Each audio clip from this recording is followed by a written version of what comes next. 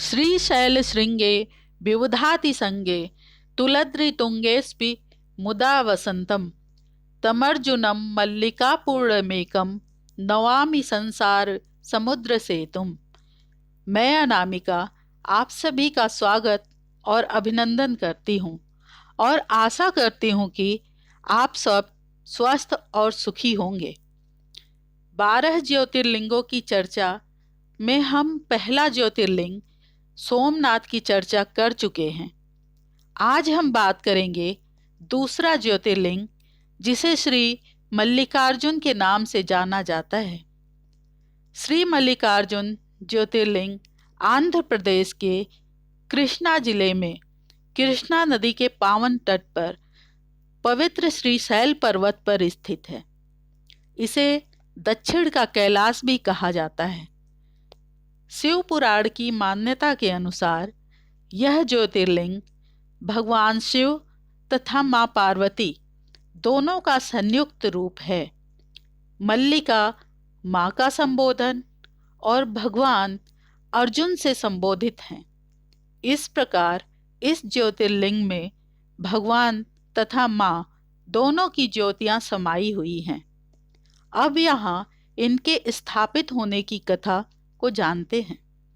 शिव पुराण की कथा के अनुसार जब गणेश जी और कार्तिकेय जी पहले विवाह के लिए आपस में उलझने लगे, तब भगवान शिव ने उनसे कहा कि जो पूरे पृथ्वी की परिक्रमा पहले करेगा उसी का विवाह पहले होगा। कार्तिकेय जी तुरंत पूरी पृथ्वी की परिक्रमा लगाने निकल गए, परंतु गणेश जी का वाहन इतनी तेजी से परिक्रमा नहीं कर सकता था। अति बुद्धिमान गणेश जी ने अपनी सूझबूझ के साथ अपने माता पिता के चक्कर लगा लिए। जब कार्तिकेय जी पूरी पृथ्वी का चक्कर लगाकर लौटे तो देखा कि गणेश जी का विवाह पहले ही हो चुका है।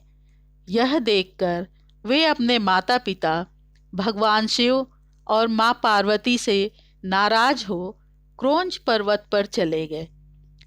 अनेक देवताओं ने उन्हें मनाने का प्रयत्न किया, परंतु वो नहीं माने।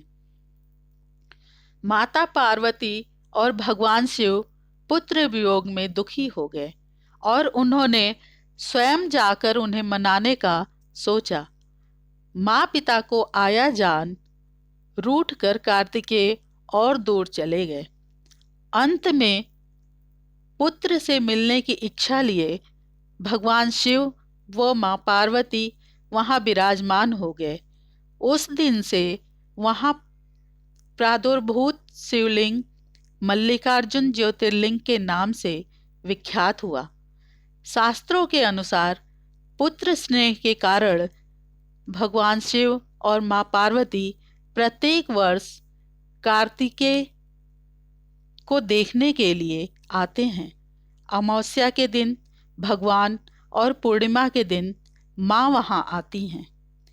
यहाँ के ज्योतिर्लिंग से एक और रोचक कथा जुड़ी है।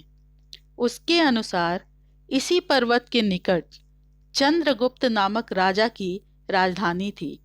एक बार उनकी कन्या किसी संकट में फंस गई और समस्या के निवारण हेतु वह कन्या राजमहल छोड़ पर्वत पर चली गई। वह वहीं पर्वत पर रहकर अपना जीवन यापन करने लगी। उसके पास एक अत्यंत सुंदर काले रंग की गाय थी। वह उसे अत्यधिक प्रेम करती थी और सेवा करती थी, लेकिन प्रतिदिन कोई न कोई व्यक्ति उस गाय का दूध निकाल लेता था। उस कन्या को समझ में नहीं आ रहा था कि ऐसा कौन कर रहा है। एक दिन कन्या ने अपनी आंखों से श्यामा गाय का दूध दूहते हुए किसी को देखा। उस कन्या को अत्यधिक क्रोध आया और वो देखने के लिए समीप गई, लेकिन वहां उसे कोई भी नहीं दिखा। यह आश्चर्यचकित हो उठी क्योंकि वहां उन्हें एक शिवलिंग के दर्शन हुए। इससे वे बहुत प्रसन्न हुई और उसी स्थान पर एक मंदिर बनवाया।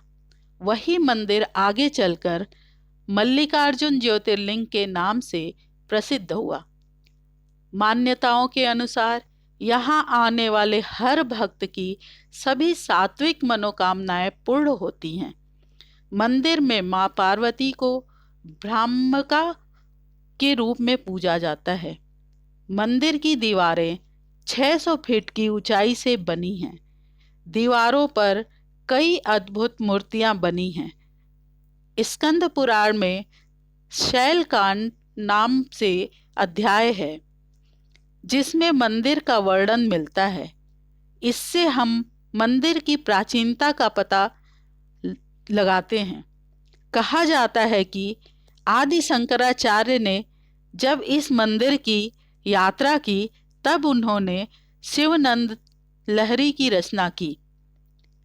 कहते हैं कि मल्लिकार्जुन शिवलिंग का दर्शन एवं पूजन और अर्चन करने वाले भक्तों की सभी मनोकामनाएं पूर्ण होती हैं। ओम नमः शिवाय। जय सनातन, जय भारत।